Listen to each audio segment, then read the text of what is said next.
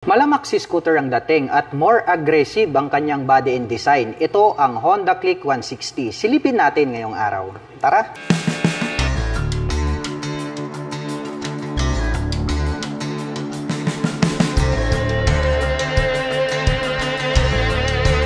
Honda Click 160, para pong maxi scooter yung kanyang dating dahil nga po ang lapad ng pagkakadisenyo nito pong kanyang muka. At talagang malupit yung dating nito pong kanyang full LED na headlight.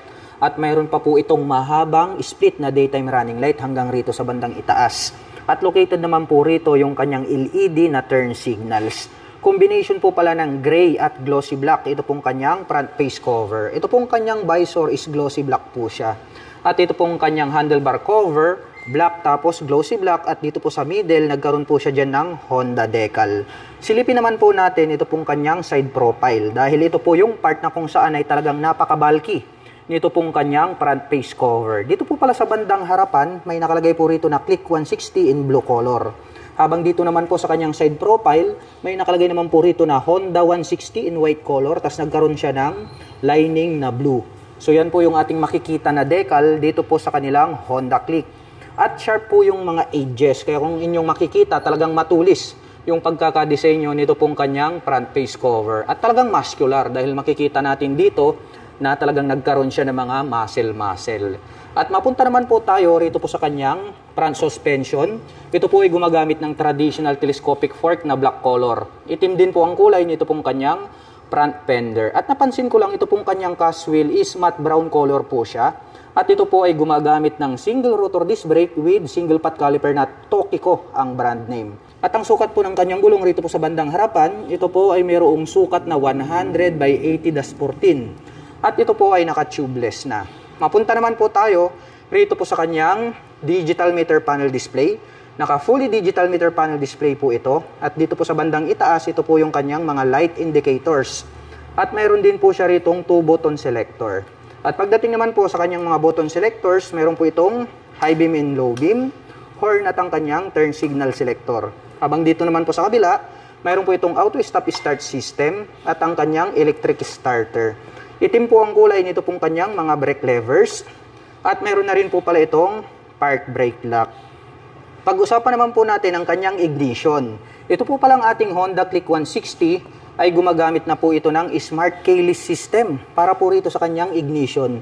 Included na rin po rito yung kanyang set button. At meron po itong 2 front pocket. Dito po sa kaliwa, malalim po ito. At pwede po tayong maglagay rito ng coins, glove, etc. Habang dito naman po sa kabila, meron po siyang door na pwede nating buksan.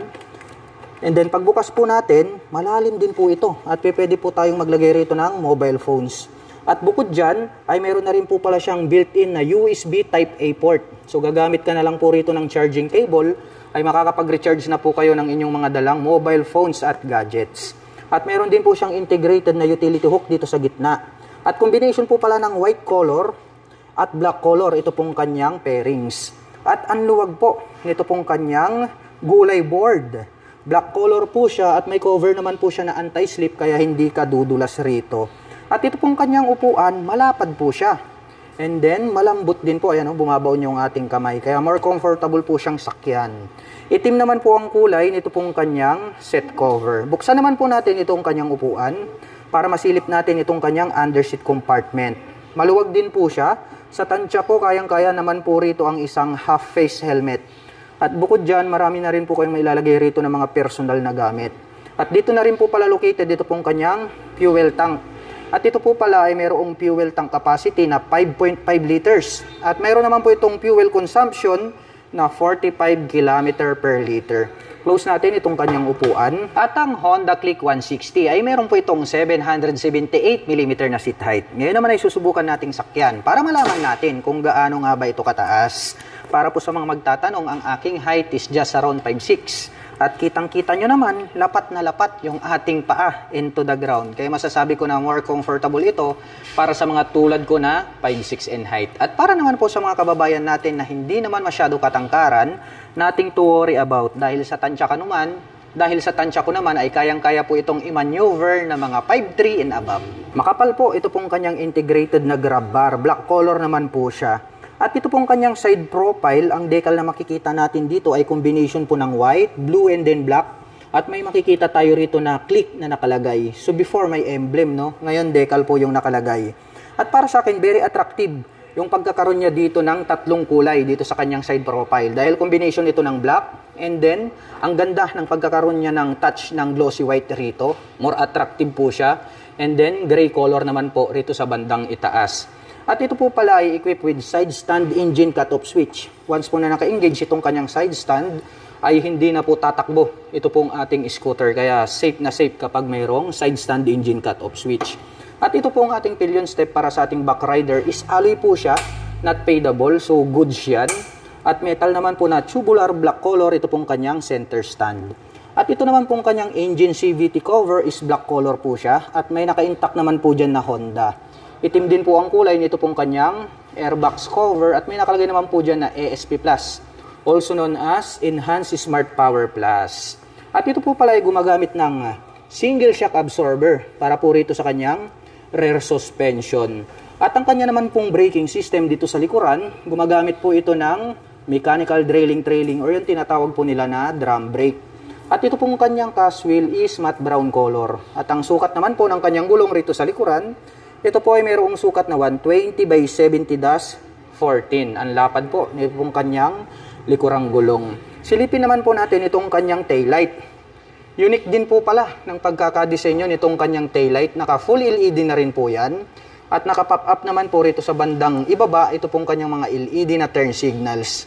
Mayroon din po itong plate light at may light reflector dito sa gitna. May Honda na decal, white color dito sa bandang ibaba. At ito pong kanyang rear fender, ang kanyang nagsisilbing plate holder. Napaka-sporty po pala ng dating nito pong kanyang stock pipe.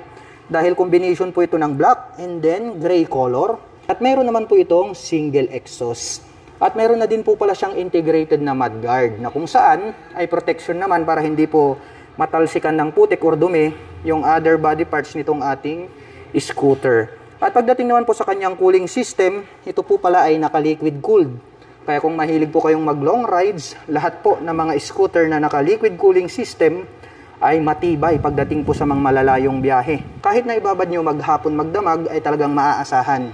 Ito pong Honda Click 160 dahil ito po ay naka-liquid cooling system. At pag-usapan naman po natin ang kanyang engine specifications. Ang atin pong Honda Click ay mayroon po itong 157 cubic centimeter engine displacement to be exact. Naka single cylinder, single overhead cam, 4-stroke with 4 valve.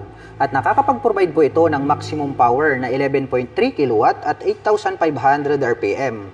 Habang nakakapagbigay naman po ito ng maximum torque na 13.8 Nm at 7,000 RPM. At ang presyo po ng Honda Click 160 ay nagkakahalaga po ito ng 116,900 pesos. At kung gusto mo naman pong kumuha ng hulugan ay kailangan mo pong mag-down payment ng 8,800 pesos. At mayroon naman po itong 6,062 pesos sa loob po yan ng 3 taon.